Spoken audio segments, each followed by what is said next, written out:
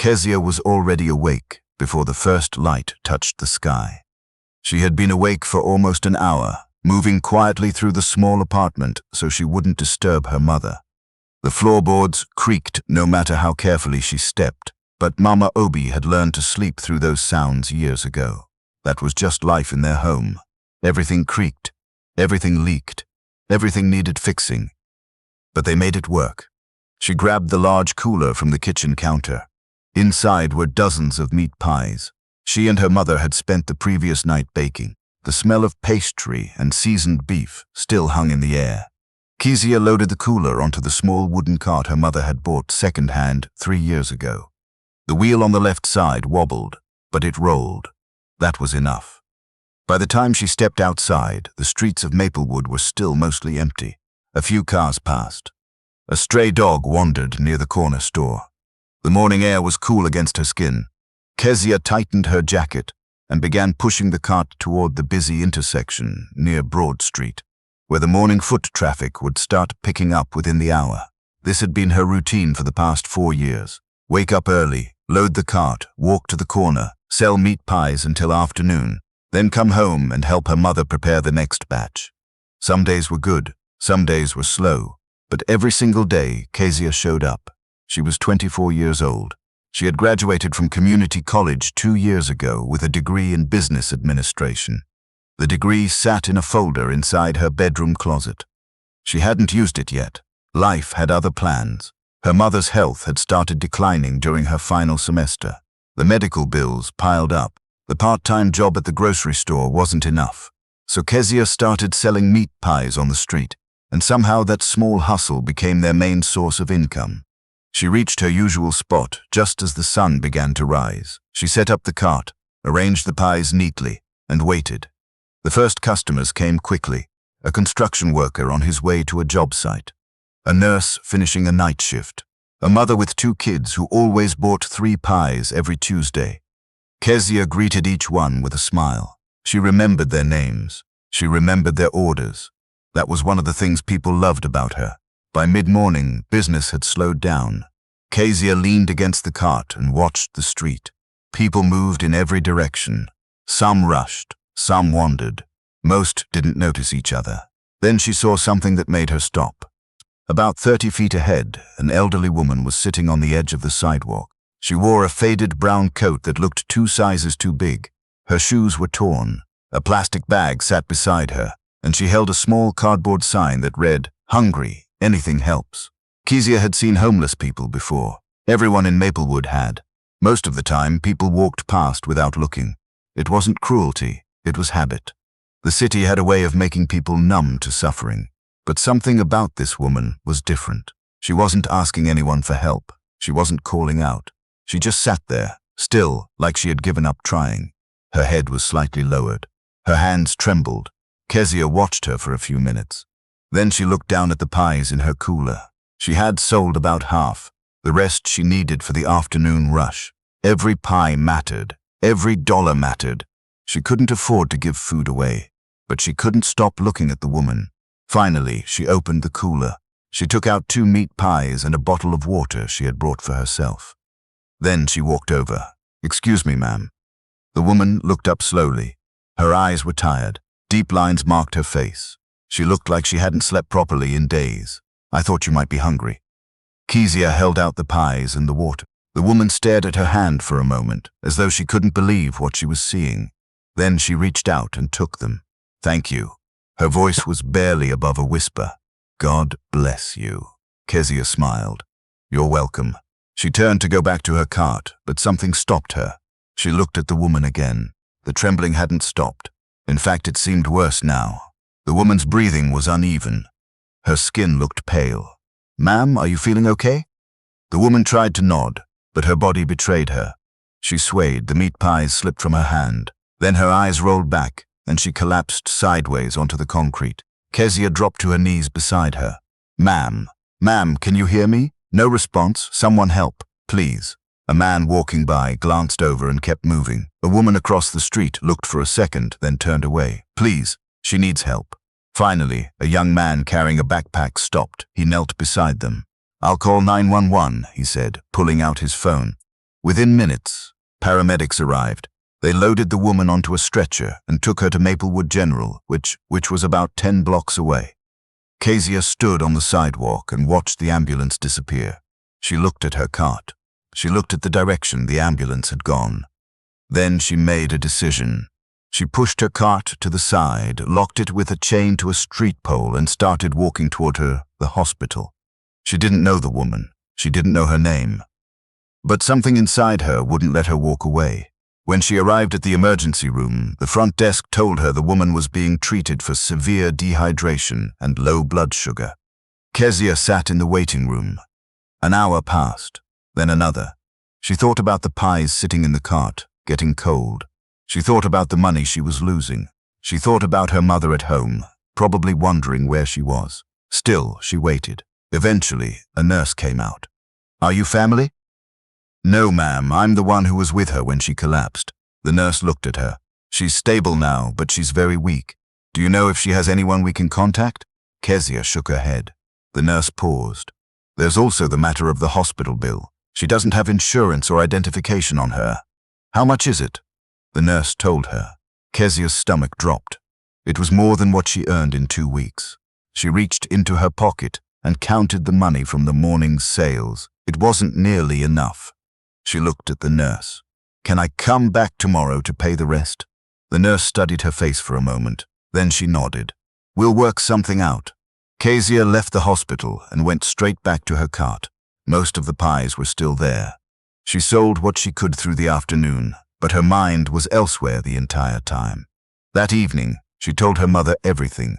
Mama Obi listened without interrupting. When Kezia finished, the older woman sat quietly for a long moment. Then she stood up, walked to the kitchen, and came back with a small metal tin. She opened it and counted out several bills. "Take this, Mama. That's your emergency money." Mama Obi placed the money in Kezia's hand. "You did the right thing today. Now finish what you started." The next morning, Kezia returned to the hospital and paid the remaining balance. After that, she went to check on the woman. She found her sitting up in bed, looking much better than the day before. The woman's eyes lit up when she saw Kezia. "You came back." "Of course I came back." The woman smiled weakly. Most people wouldn't have. Kezia sat down beside the bed. "How are you feeling?" "Better. Much better." The woman looked at her carefully. "What is your name?" "Kezia. Kezia." The woman repeated it slowly. "That's a strong name. My name is Mrs. Ayo." They talked for a while. Mrs. Ayo didn't say much about herself. She mentioned that she had been on the streets for several weeks. She said she had no family nearby. When Kezia asked where she had been staying, the woman looked away and said, "Wherever I can find a dry spot." Something inside Kezia cracked. She thought about her mother. She thought about how close Mama Obi had come to being in a similar situation when the medical bills first started. If it weren't for the meat pies, if it weren't for the cart with the wobbly wheel, things could have gone very differently. She didn't think about it for long. She just spoke. "Mrs. Ayo, I'd like you to come stay with us, just until you're back on your feet." The woman stared at her. "What did you say?" "We have a spare room. It's small, but it's clean. You can stay there until you're feeling stronger." Mrs. Ayo's eyes filled with tears. "Child, you don't even know me." Kezia smiled. "I know enough." That afternoon, Kezia brought Mrs. Ayo home. Mama Obi was standing near the door when they arrived. She looked at the elderly woman, then at her daughter. For a moment, no one spoke. Then Mama Obi stepped forward. "Come inside, you must be tired." Over the next 2 weeks, Mrs. Ayo slowly recovered. She ate regular meals. She slept in a real bed. Every morning, Kezia made sure she had everything she needed before leaving to sell pies. But Mrs. Ayo wasn't just resting. She was watching. She watched Kezia wake up at 4:30 every morning without complaint. She watched her push that broken cart through the streets, rain or shine. She watched her count every dollar at the end of the day and hand most of it to her mother for bills and groceries. She watched Mama Obi move around the apartment with pain in her knees, never once asking for sympathy. She watched the two of them sit together at the kitchen table every night laughing about something small, a funny customer, a burned batch of pies, a stray cat that kept following Kezia home. She watched all of it, and she said very little. One afternoon, while Kezia was out selling, Mrs. Ayo sat with Mama Obi in the kitchen. They were peeling potatoes together. Your daughter is remarkable, Mrs. Ayo said. Mama Obi smiled. She gets it from her father. He was the same way, always helping people, even when we had nothing. Mrs. Ayo looked at her. Does she ever think about herself? Mama Obi paused. She used to talk about opening her own bakery. She had plans, a whole notebook full of recipes and ideas. Then I got sick, and she put all of that aside. She doesn't mention it anymore, but I know it's still in there. Mrs. Ayo said nothing. She just kept peeling. 3 days later, Kezia came home from work and found the apartment empty. Mrs. Ayo's room was tidy. The bed was made. The towels were folded. But the woman was gone. Mama Obi came out of the kitchen. What is it? She's gone. They searched the apartment. They checked outside. They walked up and down the block. Nothing. No note. No message. Just silence. That night Kezia couldn't sleep. She lay in bed, staring at the ceiling, wondering what had happened. Had Mrs. Ayo gone back to the streets? Had something gone wrong? Had she said or done something to make the woman feel unwelcome? The questions haunted her for days. Then the days turned into weeks. Life moved on. The pies still needed baking. The cart still needed pushing. The bills still needed paying. But every time Kezia passed the spot on Broad Street, where she had first seen Mrs. Ayo sitting on the sidewalk, she slowed down and looked. The woman was never there. 2 months later, something happened that neither Kezia nor Mama Obi could have predicted. It was a Saturday morning. Kezia had just finished loading the cart when a black car pulled up in front of their building. Not a regular car. A sleek, expensive-looking SUV with tinted windows. The kind of car that didn't belong on their street. The driver's door opened. A man in a dark suit stepped out. He walked around to the back and opened the passenger door. A woman stepped out. She wore a tailored navy coat. Her hair was neatly styled. Her posture was straight and confident. Everything about her looked polished and deliberate. Kezia froze. She stared at the woman's face. It was Mrs. Ayo, but she looked nothing like the frail, trembling woman Kezia had found on the sidewalk. This woman looked powerful, rested, alive. Mrs. Ayo smiled. Good morning, Kezia. Kezia's mouth opened, but no words came out. Mama Obi appeared at the door. Her eyes went wide. She gripped the doorframe. I think, Mrs. Ayo said, stepping forward, we need to have a conversation. They went inside. Mama Obi made tea, though her hands were shaking slightly. The three of them sat at the kitchen table, the same table where they had shared meals and laughter just weeks before. Mrs. Ayo set her teacup down and looked at both of them. My real name is Chidinma Ayo Williams. I am the founder and chairwoman of the Ayo Williams Foundation. We operate in 12 countries across Africa and the United States. Our mission is to identify and support individuals who demonstrate extraordinary kindness and integrity, people who help others without expecting anything in return. Mama Obi's hand went to her chest. Kezia sat completely still. Every year I personally go into communities and live among people as someone in need. I wear old clothes. I sleep on the streets. I carry a sign, and I wait to see who stops. She paused. Then she looked directly at Kezia. This year I spent 3 weeks in Maplewood. I sat on that sidewalk for 9 days before anyone offered me food. Hundreds of people walked past. Some looked. Most didn't. A few dropped coins without making eye contact. But no one stopped to actually see me. No one asked if I was okay. No one treated me like a person. Her voice softened. Until you. Kezia felt her throat tighten. You gave me your own food. You rode with me to the hospital. You paid my bill with money you couldn't spare. You brought me into your home. You never asked me for anything. You never expected anything. You simply cared.